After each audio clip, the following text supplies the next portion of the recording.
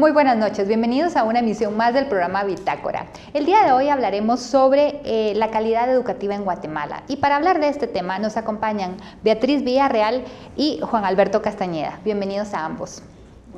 La educación en Guatemala es un tema complicado, difícil. Hace ya varios años que estamos en una crisis educativa y precisamente la calidad educativa es un tema que se ha vuelto impostergable. Desgraciadamente no se le ha dado la atención debida y en gran parte esto ayudará a la mejora de la calidad de vida de los guatemaltecos y de eso estaremos hablando el día de hoy. Beatriz Villarreal tiene un doctorado en educación académica de la Universidad Autónoma de Centroamérica en Costa Rica. Es egresada en una maestría en filosofía en la Universidad de Costa Rica. Tiene estudios de posgrado en población y desarrollo en la Universidad de La Habana. Maestra en sociología rural de Flaxo, Universidad de Costa Rica. Egresada del programa centroamericano de sociología y es bachiller en sociología de la Universidad de Costa Rica. Juan Alberto Castañeda Juárez tiene una maestría política y comunicación en la Universidad Panamericana, una maestría en gerencia educativa en la Universidad Panamericana, licenciado en administración educativa en la Universidad Panamericana, licenciado en pedagogía en la Universidad San Carlos de Guatemala, técnico en administración educativa en la Universidad de San Carlos de Guatemala. Bienvenidos ambos. Buenas tardes. Es un gusto platicar con ustedes esta noche sobre el tema de la calidad educativa en Guatemala. Es un tema complejo. Y pues me gustaría que conversáramos, que me dieran sus impresiones, cómo ven la calidad en Guatemala, la calidad educativa, cómo origina el problema. A ver, licenciado Castañeda. Bueno, este es un tema que para mí es apasionante porque la calidad de la educativa encierra muchas cosas. Es un concepto multidimensional y al hablar de calidad estamos hablando de la calidad de los maestros, de la calidad de la infraestructura escolar, de los horarios, de las jornadas, de los pensa de estudios. Entonces es para mí muy importante porque engloba todo lo que nosotros conocemos como el currículo. Quisiera platicarle en relación a los maestros. Es muy importante que nosotros como país tengamos claridad en la formación inicial de los maestros. Para mí, de esa formación inicial depende mucho la calidad de la educación, porque cuando ya los maestros están en servicio, pues tienden a tener un mejor desempeño y nosotros podemos tener como referentes lo que está pasando en otros sistemas educativos de América Latina y del mundo, para ir mejorando esto que en este momento se ha vuelto un problema de tipo legal para el sistema y para el Ministerio de Educación en sí. La formación inicial docente debe de tratarse desde el punto de vista de los profesionales de la educación, de los que tienen experiencia en todo este proceso de formación y también por especialistas en la ley, porque lo que tiene entrampado en este momento, lo relacionado a la carrera de la formación inicial docente, es legal. Y el Ministerio de Educación tendrá que tomar medidas para rectificar en los errores que se han cometido. Doctora. Bueno, la pregunta que usted hace es muy amplia y muy general.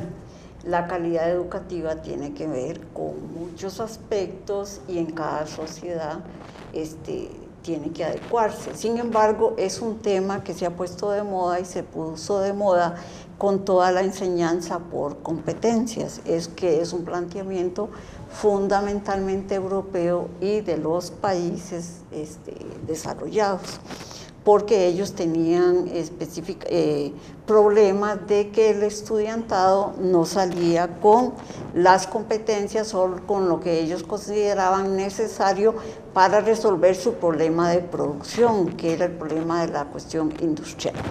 Lo que dice Juan Alberto es importante, es tener buenos maestros formados. Sin embargo, en Guatemala el problema es muy complejo. No podemos comparar a Guatemala con España, ¿verdad? Un país donde la educación ha sido central. Después de la Segunda Guerra Mundial y toda la posguerra y todos los grandes problemas que tuvieron los españoles de pobreza, de desnutrición, de hambre, pero comenzaron a desarrollar una democracia robusta, donde el ciudadano es el centro. Efectivamente, es una cultura diferente y ellos lograron acuerdos democráticos diferentes. Hoy, para que el estudiante pueda tener acceso a una buena educación, tiene que haber un buen currículum y efectivamente instituciones que formen muy bien a los estudiantes. ¿Pero en qué? Porque la discusión ha dejado de ser que el estudiante repita, lea. Efectivamente, la coordinadora decía que la lectura es importante, es fundamental, es una de las cosas fundamentales para la educación, pero el problema ya no es de memorización. Las sociedades actuales demandan otro tipo de docente y de estudiantes, saber leer, escribir, un poco la cuestión de la matemática, de la cuestión tecnológica, de la democracia, pero lo fundamental es formar al estudiante para que él pueda leer, comprender, interpretar y sobre todo hacer realidad y ejecutar los conocimientos que él adquiere. Ya no basta con la repitencia de contenidos y lecturas. Hoy se requiere que el estudiante interprete, que produzca sus propios criterios, que se desarrolle con sus propios valores. Entonces vean que el docente que se quiere es un docente con una amplia formación, que todavía aún esta perspectiva los países desarrollados, bueno, en especial, no lo han resuelto todavía. Y qué más complejo que la cuestión del empleo. ¿Cómo puede ser que en España hay jóvenes profesionales, estudiantes, que nunca van a tener un empleo? Entonces es muy complejo, no se puede hablar en sí de la educación de calidad. Claro que tienen que estar los mejores profesionales como maestros en las universidades, en los colegios y en las escuelas, pero para eso la sociedad tiene que tener resuelto una serie de problemas como es el económico, como es la alimentación escolar. No, el problema de la desnutrición Guatemala no lo ha superado y por ahí tiene que comenzar, yo pienso, las primeras respuestas. Si el estudiante llega, el niño sin comer y no adquiere la cantidad de nutrientes, él podrá aprender muy poco por más bueno que sea su maestro. Entonces son muchos aspectos los que hay que discutir. Correcto, pero enfoquémonos el día de hoy en la calidad de los maestros en Guatemala, porque definitivamente estamos viendo un tema serio de la preparación de los maestros. El tema de la desnutrición es serio y afecta definitivamente a un niño que no se ha alimentado bien, su cerebro no está bien, no está preparado para eso, pero eso también es un tema de educación a la madre, de cómo buscar de en medio de sus recursos los mejores alimentos y los mejores nutrientes para estos niños que están haciendo. Entonces vemos que si englobamos mucho, volvemos siempre al tema educativo. Hablamos de la calidad educativa. Yo les comentaba fuera de cámaras que yo el tema que estoy viendo es que se está viendo a Guatemala como el magisterio como un oficio en vez de una vocación, de una carrera. En su experiencia, cuéntenos un poco lo que usted me comentaba sobre este tema. Muy bien, para mí la formación de los maestros debe de ser en dos vías. Una de la vocación, que es importante realizar evaluaciones, exámenes vocacionales para los que pretenden estudiar la carrera de magisterio, y por la otra es la formación propia que reciben en la formación inicial docente, o puede ser también en la formación en el nivel terciario. Entonces, para mí es importante que un maestro se sienta identificado con el proceso de enseñanza-aprendizaje. Para esto, nosotros en la estructura curricular, así ha sido siempre en la formación de los maestros en Guatemala, en otros países, y así debe de seguir siendo. La formación debe de ser fundamentalmente pedagógica, debe de ser filosófica, debe ser ética. Entonces, creo que de ello depende mucho la calidad. Si nosotros formamos a los maestros con un buen acervo pedagógico, con un buen acervo cultural y con ética, estamos ya avanzando bastante en la formación de las futuras generaciones de nuestro país. Definitivamente. Doctora, en su experiencia, ¿qué podemos hacer para trabajar este tema? Porque el problema es que está llegando gente que ve el magisterio como un trabajo fácil, un trabajo donde el sindicato la va a proteger, tienen buenas vacaciones y demás, pero ni siquiera tienen esta que se está viendo. Usted habló de cómo ha cambiado la educación, definitivamente ha cambiado, porque lo que se está buscando ahora es que sea esta gente que ama aprender por el resto de su vida. Y tenemos maestros que piensan que al terminar la carrera ya terminaron de prepararse y no es así. ¿Cómo despertamos esa curiosidad? Porque esta gente son los responsables de las futuras generaciones y no lo estamos viendo así. Lo estamos dejando como algo a la ligera. Cuéntanos su experiencia y cómo cree usted que podemos enfocar esto que nos decía el licenciado. Sí, efectivamente, donde se dice una educación de calidad, efectivamente que sería buscar y desarrollar a los mejores, ¿verdad? ¿Qué es los mejores? Pues que tengan una formación teórica en su disciplina, que dominen la enseñanza, ¿verdad? Que realmente hayan sido para formar estudiantes, que motiven al estudiante, que sean ejemplos, que sean modelos, que tengan valores, que enseñen en función de los valores, que enseñen en función del desarrollo de la verdad, de la justicia, de la belleza. Entonces, es una cuestión muy amplia, ¿verdad?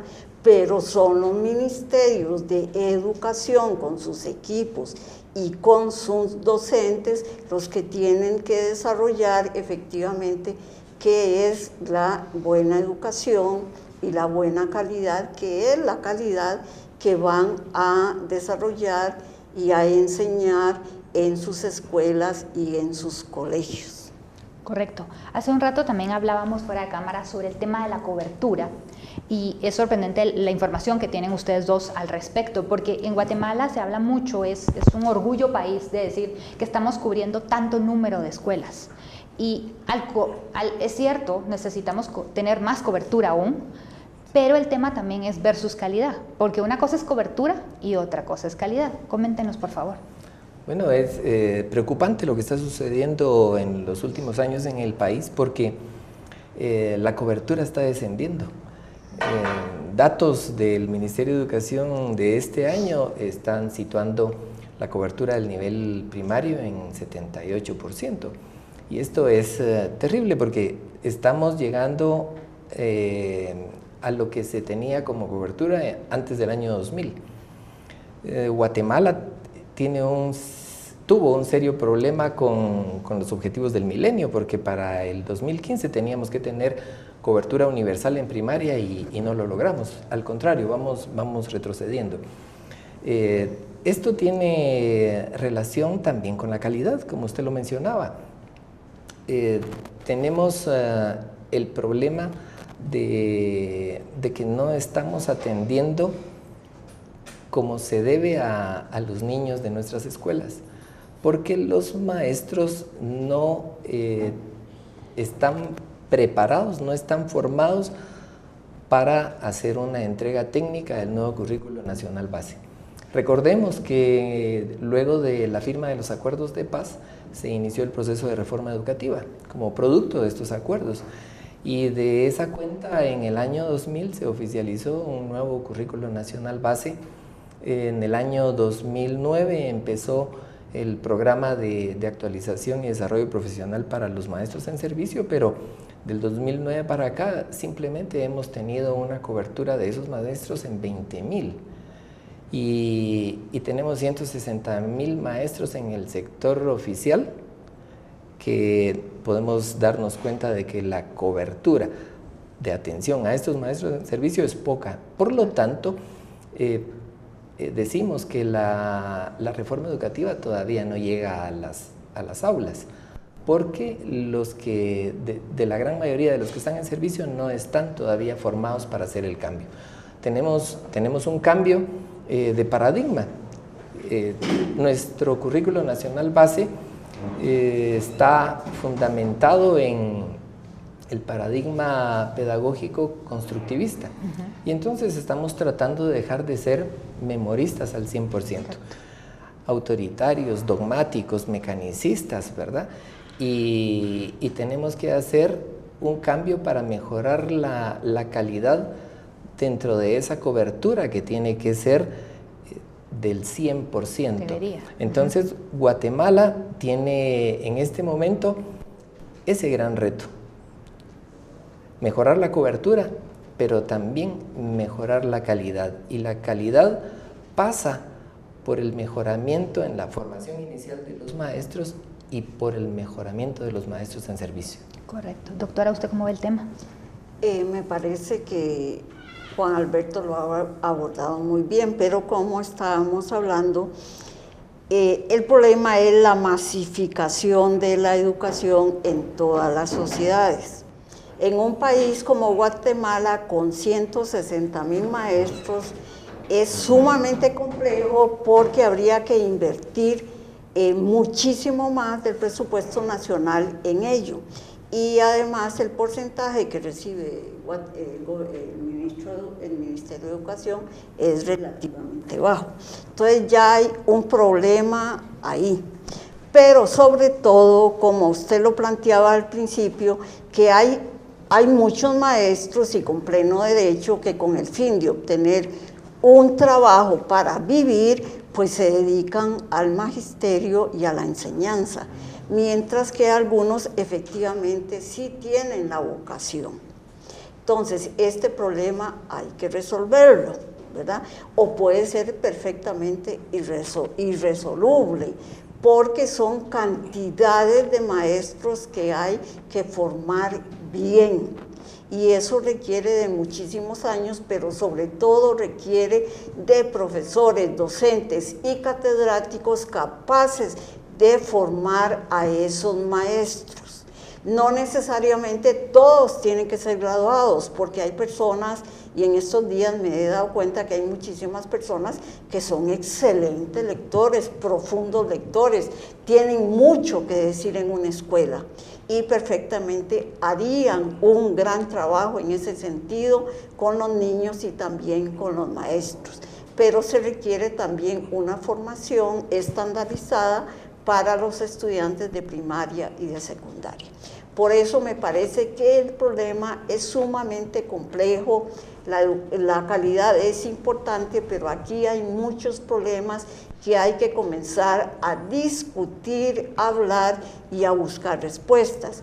Y como mi opinión personal, me parece que la actual administración del Ministerio de Educación ha hecho muy poco al respecto, nada más subsiste. No sabemos de ninguna medida positiva, más bien como se plantea hay un retroceso, los comedores escolares no se dan, que es una condición básica, los materiales no están, las escuelas son de pésima calidad.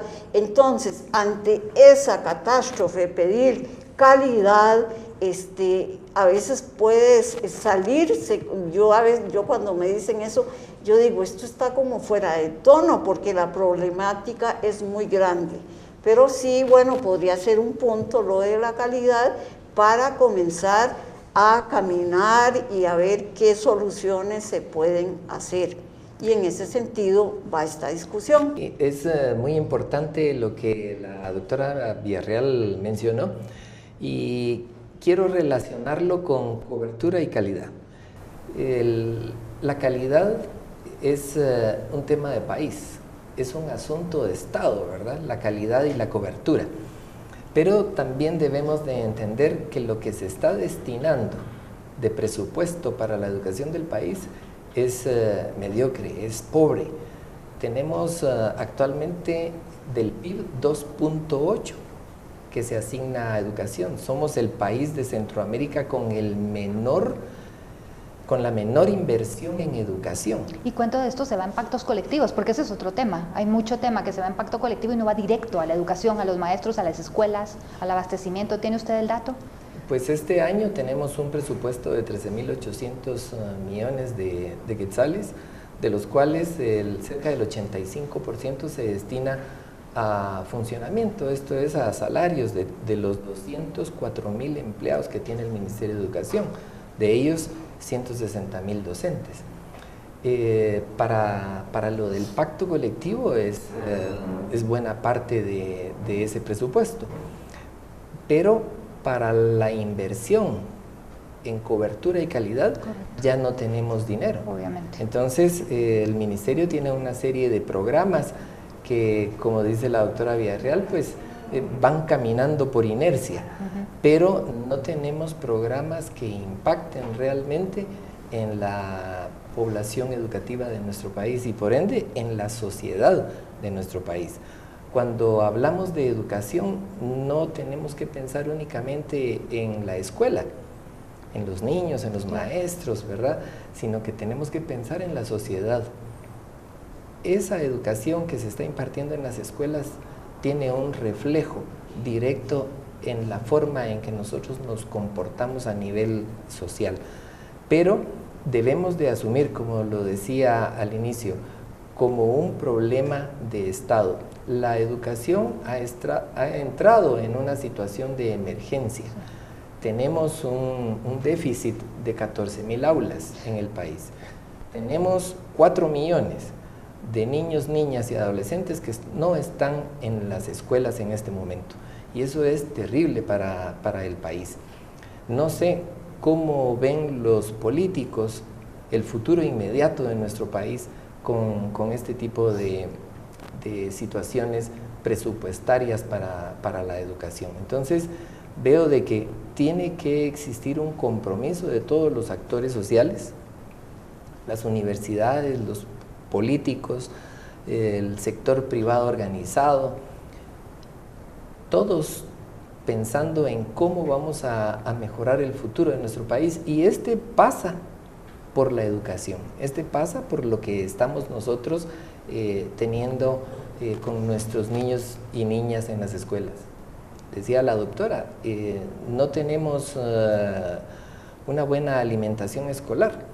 Claro, se destina un quetzal con 11 centavos para la alimentación de los niños. Y entonces esto es demasiado pobre, ¿verdad? No podemos pretender que nuestros niños estén felices en la escuela, que aprendan como debe ser si tienen el estómago vacío. Entonces el presupuesto para la educación tiene que subir. Si Costa Rica tiene 5.5 de su PIB, Belice tiene 6, México tiene 6, que son nuestros vecinos, y si hablamos de El Salvador, igual están arriba del 3.5 con Honduras en relación al PIB, nosotros tenemos que hacer un esfuerzo grande para mejorar ese indicador. Y esto pasa también por pagar impuestos. Se tienen que pagar más impuestos porque de otra manera no vamos a tener los recursos para mejorar la cobertura y la calidad de la educación. ¿Por qué cree usted que no se le ha dado prioridad a la educación en este país? Exactamente eso estaba pensando. Es que si un padre ve que su hijo en la escuela aprende a leer, aprende a comentar, se interesa por la lectura, se interesa por los trabajos de clase, entonces eso demuestra que la educación tiene resultados. Yo creo que en este país la educación no tiene esos resultados, igual a nivel secundario y universitario. Uno se pone a pensar, si la educación en este país se eliminara, no se perdería mucho, lo que se perdería son salarios. Pero efectivamente las propuestas, las teorías, que también es muy importante de estudiar, no solo los datos, nos ayudan a evidenciar y a valorar el desarrollo de la educación, ¿verdad? Entonces, es en ese sentido que tenemos que ir viendo y pensando la educación en este país. Uno no oye teóricos de la educación importantes aquí en Guatemala sobre qué es las competencias, apóyelas o no las apoye, proponga, qué cambios propone. Uno no ve que el ministerio hace eventos importantes sobre este urgente problema. Yo creo efectivamente, y vuelvo a retomar lo del actual ministerio, es una cuestión de subsistir y no puede ser, porque para competir en este nivel de globalización que se ha dado, la educación es fundamental, es la que forma los profesionales, los ingenieros, los buenos doctores, los artistas, o sea, eso es fundamental y aquí eso no se da.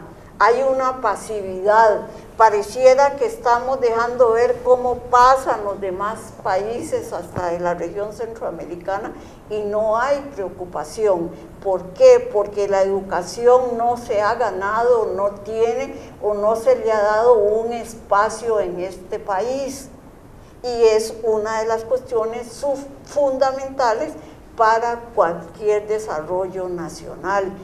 La educación la han hecho los países más desarrollados una bandera y han salido, tenemos ejemplos. Nosotros no estamos en capacidad de imitar a Finlandia, no se puede, es otra historia, pero hay que estudiar la complejidad de este país, la riqueza multicultural es muy importante, aquí no se toma en cuenta.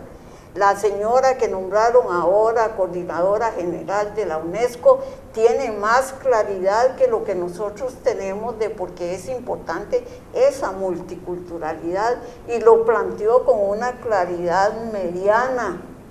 Es lo que pasa a través del tiempo y a pesar de todo, las culturas tradicionales ahí están, se reproduce, pero ahí están y eso es una cuestión muy importante. El proceso de modernidad histórica, porque efectivamente nosotros somos parte de Occidente, aquí no se ha desarrollado. Y yo considero y opino a veces muy negativamente que aunque sea poco el presupuesto que se recibe, a veces es como abrir un chorrito y que se vaya, y se va y se extiende, porque no hay capacidad, no hay formación, no hay pensamiento para obtener y mostrar resultados. Las universidades no juegan aquí un papel fundamental, los profesionales. Aquí son los empresarios, se ha dejado que sean los empresarios los que dirijan este país. Sí, ellos tienen mucha importancia, pero aquí el desarrollo del conocimiento, de la intelectualidad, de las personas que opinan, de los que proponen, de la meritocracia, aquí hay ausencia. Y entonces aquí hay un espontaneísmo, y eso es muy débil para un país tan complejo como Guatemala, con una historia tan larga y tan enredada. A ver, yo creo que aquí, de lo que usted dijo y lo que usted comentó, podemos como recapitular varias cosas para hacer la siguiente pregunta. A ver, usted menciona el tema de la UNESCO. Definitivamente la UNESCO, y es un tema que también abordamos, pero usted tiene datos puntuales sobre Guatemala. En el último estudio que publica la UNESCO, nos dice que en Latinoamérica alrededor de un 54% de los estudiantes tienen muy baja comprensión lectora. Esto nos deja una crisis totalmente a todo nivel latinoamericano. ¿Qué pasa con eso? Digamos que con el uso de la tecnología, que usted también habló de los países desarrollados que le ponen tanto énfasis a la tecnología, digamos que hoy, gracias a la tecnología, cualquier persona que tenga acceso a Internet puede buscar en Internet una pregunta. El tema es cómo va a ser esa respuesta que le da el Internet, cómo va a poder canalizar eso para su mejor uso, para su mejor desarrollo con esa información, y para eso necesitamos comprensión lectora. Aquí en este país la gente habla por ejemplo, usted habla mucho de la ciudadanía. pero la ciudadanía viene amarrada a eso, de comprender el concepto de que soy ciudadano y quiero ser mejor. Entonces estamos como en este círculo donde no mejoramos calidad, pero no mejoramos presupuesto, pero no mejoramos inversión y no regresamos. Regresemos al tema de la comprensión lectora. Usted me arrojaba una cifra espeluznante, la verdad, a nivel nacional. Sí, platicábamos sobre los resultados de las evaluaciones que practica el Ministerio de Educación con estudiantes graduandos. Entonces, el 78% de los estudiantes no tienen comprensión lectora. Imagínense. Ahora, volvemos al tema de los maestros. Claro. Entonces, tenemos maestros que han sido formados con ese problema. No leemos en Guatemala y menos nos preocupamos por entender lo que leemos. Entonces, pienso que uno de los grandes retos es comenzar a trabajar tanto en la formación inicial docente como con los maestros en servicio en estas técnicas de comprensión de lectura. Es fundamental. También debemos de retomar lo que hace 40, 50 años teníamos en la educación guatemalteca, donde leíamos, teníamos lecturas obligatorias de escritores guatemaltecos, de escritores latinoamericanos y de escritores universales. Entonces, debemos de retomar esto porque es muy importante para que el alumno tenga éxito, no solo en el curso de comunicación y lenguaje, sino que en todas las áreas de su aprendizaje. Usted mencionaba algo que es importante, en este momento le cedo el espacio, doctora, lo de la tecnología. Es importantísimo que nuestros estudiantes, los pocos que tienen acceso a tecnología, puedan hacer un uso correcto de esa herramienta de apoyo a la educación. Pero si nuestros estudiantes no comprenden lo que leen, entonces es inútil la gama de información y de métodos para aprender otras lenguas y aprender muchas cosas que para la vida de ellos va a ser importante. Es inútil porque no van a poder entenderlo. Correcto.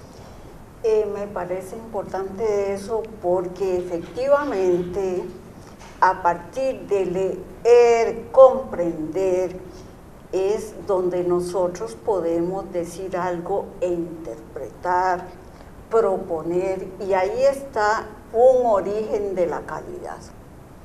Porque el estudiante no es repetir, eso se acabó y se acabó porque el mundo ya no necesita eso. ¿Qué es importante? Entonces el estudiante a partir de la lectura, en las discusiones, en el aula, tiene que comenzar a decir qué es lo que entendió, a interpretar, a decir si está de acuerdo, por qué está de acuerdo, por qué no está de acuerdo. La cuestión de la ciudadanía es muy importante en este sentido. ¿Qué es ciudadanía? ¿Cómo la entiende él? ¿Qué propone? ¿Cómo la va a practicar? ¿Cómo va a ser un ciudadano? Igual con la tecnología. Entonces, a partir de un pequeño paquete tecnológico, el estudiante va a aprender a escribir, a redactar, a interpretar. Entonces, hoy la educación es mucho más amplia, ¿verdad? Hay mucho más fuentes para comenzar a tener y a desarrollar una mejor educación. Ahí está la cuestión de la calidad. Pero para eso tenemos que tener docentes y maestros que sean formados en ese sentido. Porque yo veo, por ejemplo, en este país y en todos tenemos el teléfono celular. Ya la gente, los que no han tenido mucha formación, saben llamar, escriben mensajes, aunque sea mal, pero los escriben. Eso es importante. Pero es otro factor que tiene que tomar en cuenta la educación. Las tecnologías han rebalsado la educación, ¿verdad? Entonces, además de eso, hay que pensar cómo comenzar a coordinar y a tomar en cuenta ese conocimiento cotidiano que las personas desarrollan y lo utilizan en su vida. ¿Por qué? Porque si una persona de por allá lejos aprende a llamar, puede vender aquí su producto. Claro. Entonces vemos que también la educación informal se ha ampliado junto con la formal y es un fenómeno interesante. Sí, el tema para ser autodidacta, ¿no? Ahora es mucho más fácil que antes convertirnos en autodidactas. Es la broma que se usa de que si no sabes algo, ve a la universidad de YouTube y ahí aprendes a hacerlo. Yo he conocido gente que ha aprendido muchísimas cosas, yo mismo he tenido esa capacidad. Pero el tema, vamos nuevamente, a que si no podemos tener ese filtro, porque hay mucha gente que dice que la solución de la educación es darle tecnología a toda la gente. Yo no estoy de acuerdo en eso.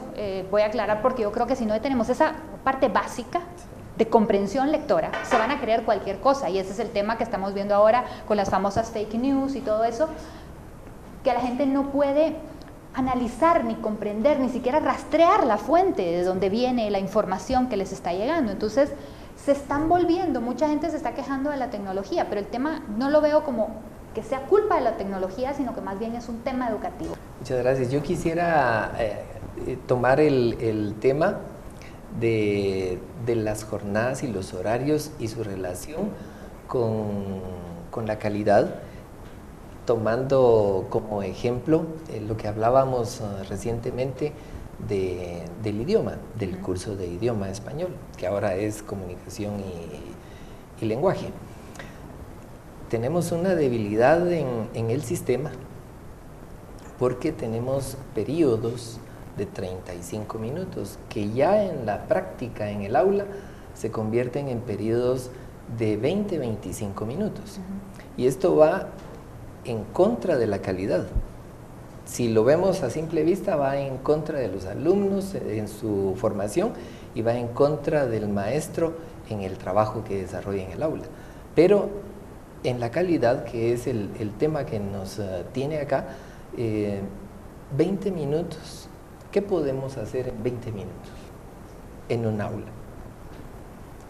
Cumpliendo con una metodología o no teniendo metodología, como ocurre en muchos casos. Entonces, este es un tema al que las autoridades de educación le tienen que poner atención.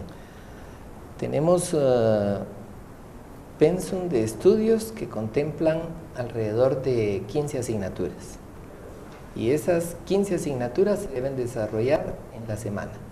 Entonces, el tema de la comprensión de lectura es importante, pero hay que leer. Claro. Si no, no se adquiere primero el hábito, ¿verdad? Y después vamos con los otros procesos que se van desarrollando en este tema. Pero si tenemos 20 minutos para que un maestro pueda comenzar a desarrollar su tema de lenguaje, ¿cuánto le vamos a destinar en esa jornada de trabajo que son de 4 horas con 30 minutos? ¿Cuánto le vamos a dedicar a la semana para la lectura? No tenemos. El Ministerio de Educación ya tiene 3 años de tener supuestamente media hora diaria de lectura. Pero esa media hora diaria en los centros educativos donde se realiza, porque no es en todos, significa quitarle media hora a otras asignaturas. Entonces, el desafío es hacer una recomposición de los de estudios de la primaria. Eso le quería preguntar, ¿son necesarias 15 asignaturas? O sea, digo, es que no saben ni las 3 básicas, leer, escribir, sumar y multiplicar. Nuestro currículum históricamente trata de ser integral. Ajá. Entonces tenemos esa cantidad de asignaturas. El debate debe de ser si en realidad para lo que necesitamos en el país en este momento son necesarias las 15. Doctora. También me parece que lo que plantea Juan Alberto se puede retomar con la cuestión de la calidad.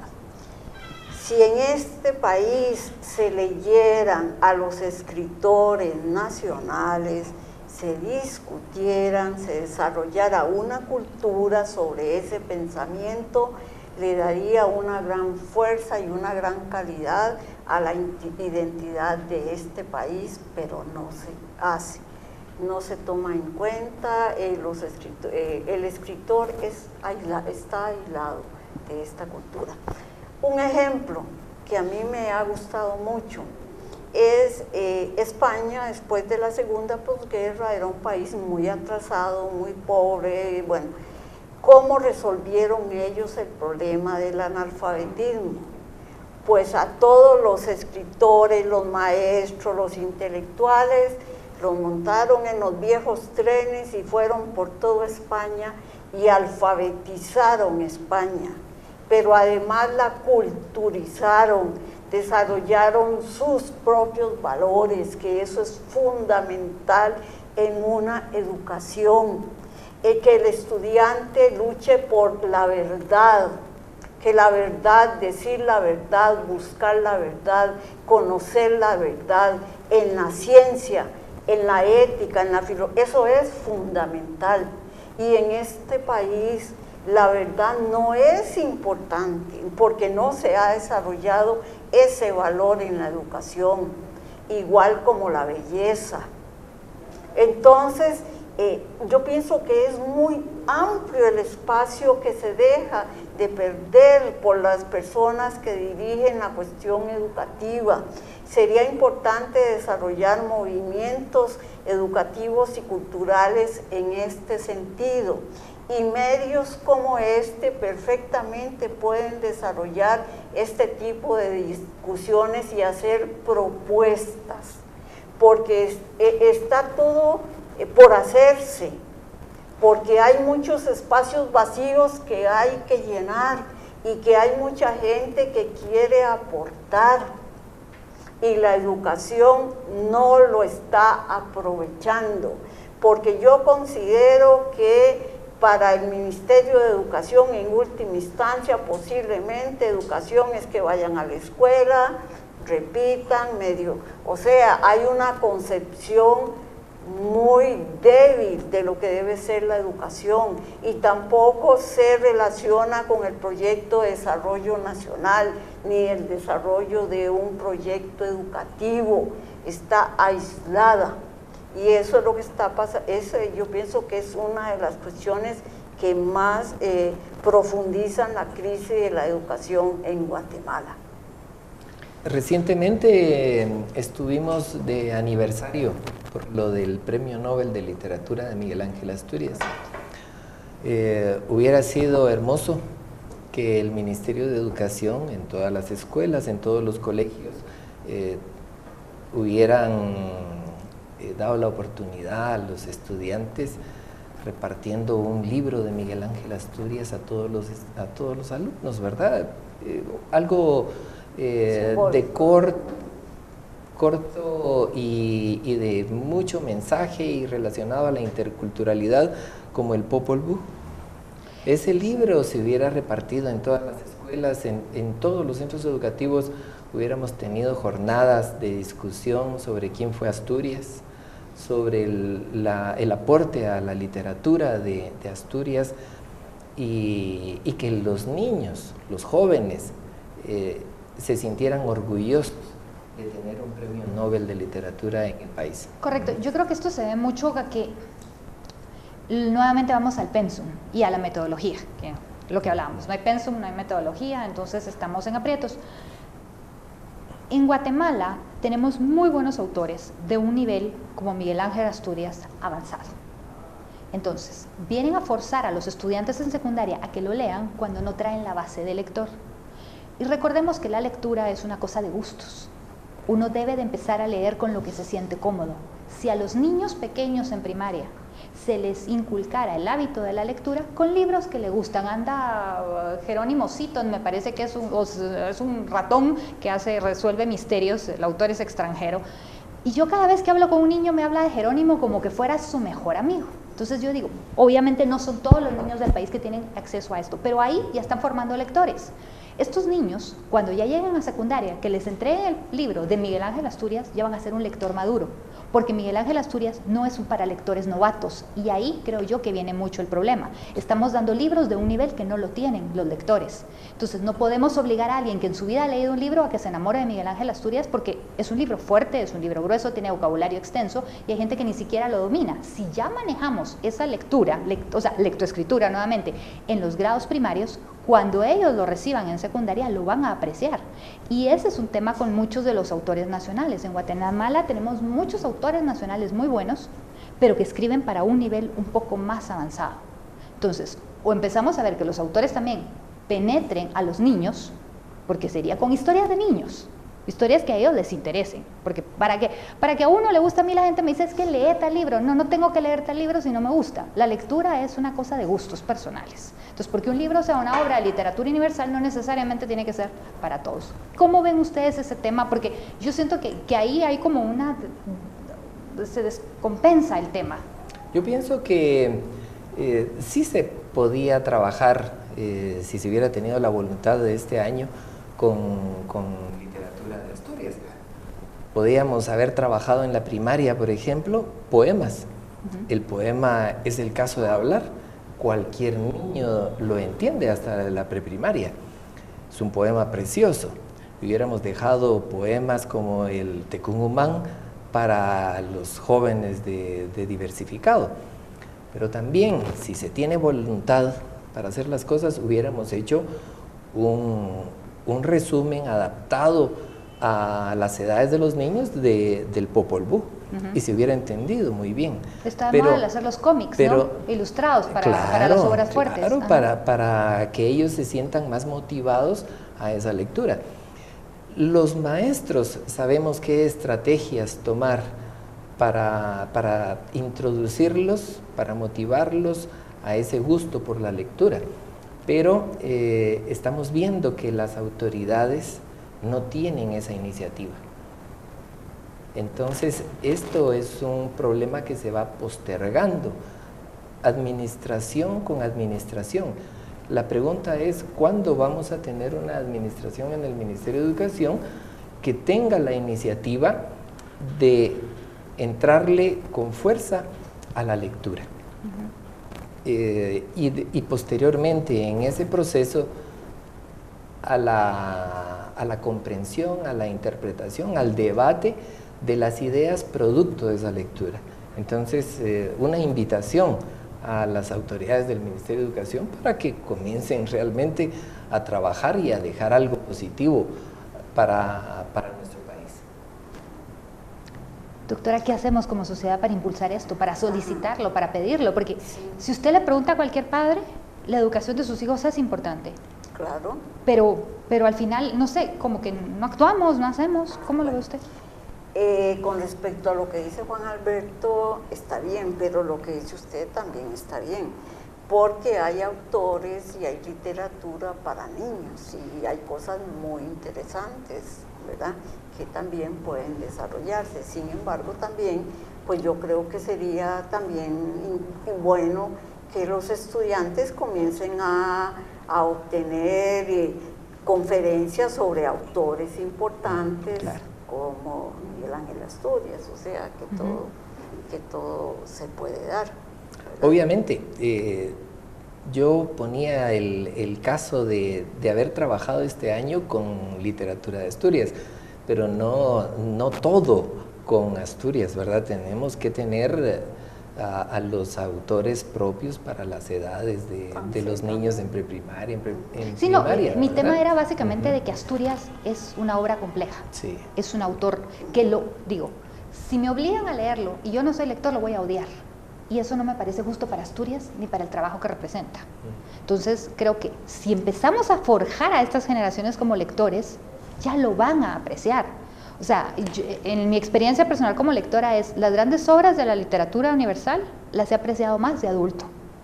Cuando ya tengo esa vocación lectora de decir, wow, o sea, ya puedo distinguir, emocionarme con las palabras, pero ¿cómo logramos eso en los chiquititos? Porque el tema es que a los chiquititos memorizar, como dice usted, que se sepan las cosas como loros y que lean el texto escolar, pero no hay motivación. o que tomemos una novela y que nos sirva en el aula para diferenciar oraciones bimembres o unimembres. Claro, ¿verdad? Que fue lo que me pasó a mí. Sí, pero ¿qué más complejo que un lenguaje? Y usted ve que hay niños que son bilingües. Ah, no, sí. En la mayoría de los niños en el interior son bilingües. Sí, seamos francos. entonces todo eso es muy relativo, Sí. ¿verdad? De que esto, efectivamente, pues sí, estudiar álgebra en primaria, pues no, ¿verdad? Pero el niño también puede tener acceso al pensamiento complejo, que es otra de las características de la educación de calidad. La cuestión de la capacidad para el desarrollo complejo y la metodología o la teoría de propuesta de problemas, y que los estudiantes aprendan en la solución de problemas, que se planteen preguntas y también respuestas, procedimientos, o sea que hay muchas formas de enseñanza para adquirir una educación de calidad desde la escuela, ¿verdad?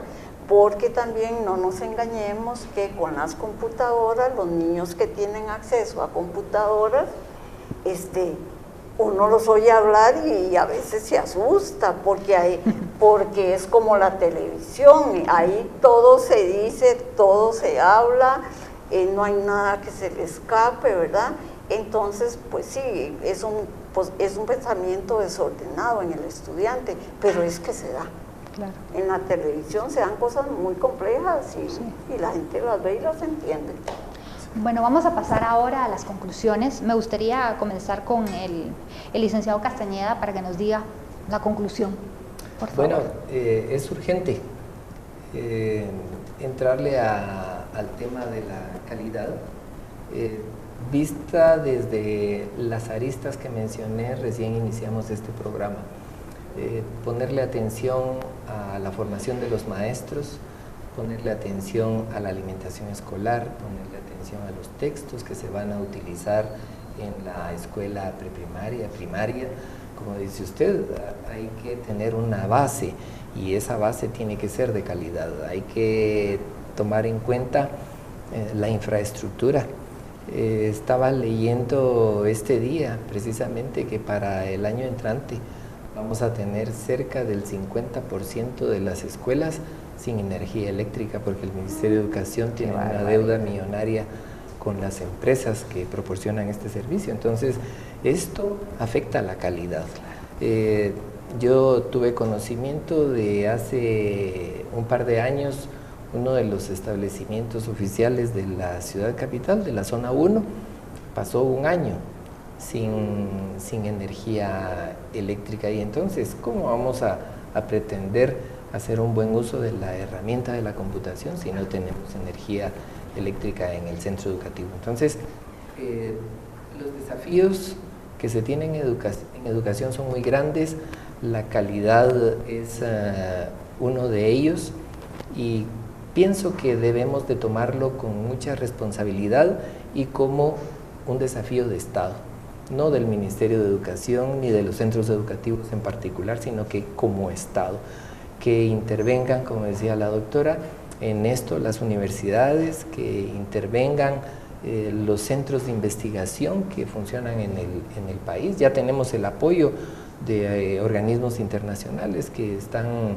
preocupados también por lo que está sucediendo en la educación. Ellos también nos pueden dar mucho apoyo, los políticos, porque dependemos del sistema político para muchas de las acciones que se hacen en educación y en este caso de la calidad. Y por supuesto, necesitamos de mucha iniciativa, de mucha creatividad, de mucha imaginación de las autoridades del ministerio para poder resolver los problemas que están relacionados con la calidad educativa. Muchísimas gracias, doctora. Bueno, a mí me parece que la educación tiene que demostrar o desarrollar alguna capacidad y algún acuerdo nacional. Yo siento que aquí se habla de todo y que todo se va a hacer, pero nada se hace, y hay como la gente se siente muy derrotada, no se sabe por dónde comenzar ni qué hacer, porque esto es tan grande y tan complejo que no se puede resolver. Yo propongo que lo importante es comenzar acuerdos nacionales en educación, en alguna cosa, y que además se haga, ¿verdad? Demostrar que hay capacidad de acuerdo nacional, de ejecutarlo, de producir y mostrar resultados con un objetivo.